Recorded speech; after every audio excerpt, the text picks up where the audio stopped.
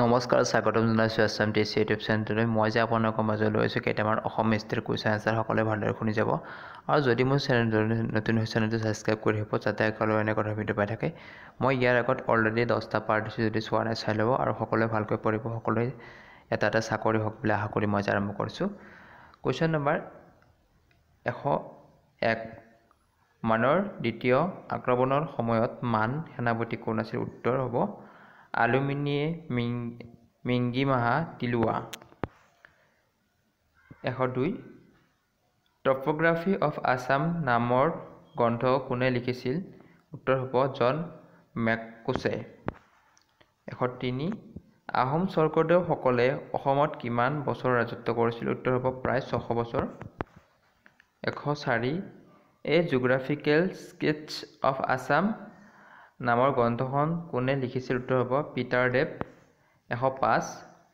বুৰঞ্জী বিবেকৰত পুথিখনৰ লেখক কোন? উত্তৰ হ'ব মণিৰাম দেৱান।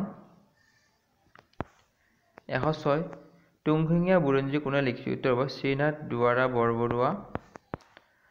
107। দৰং ৰাজবংশাৱলীৰ লেখক কোন? উত্তৰ হ'ব সূৰ্য হৰি দেৱজ্ঞ। 108। তবকাত-ই-নাছিৰী গ্ৰন্থখনিৰ ৰচক কোন? উত্তৰ হ'ব মিনহাজুদ্দিন উজ চিৰাজ।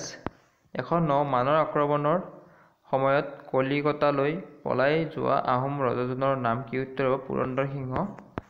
110। ইংৰাজক খেদি অসমত আহোম ৰাজত্ব পুনৰ স্থাপনৰ বাবে প্ৰচেষ্টা চলোৱা ব্যক্তি দুগৰাকী কোন? উত্তৰ হ'ব গোমধৰ কোঁৱৰ আৰু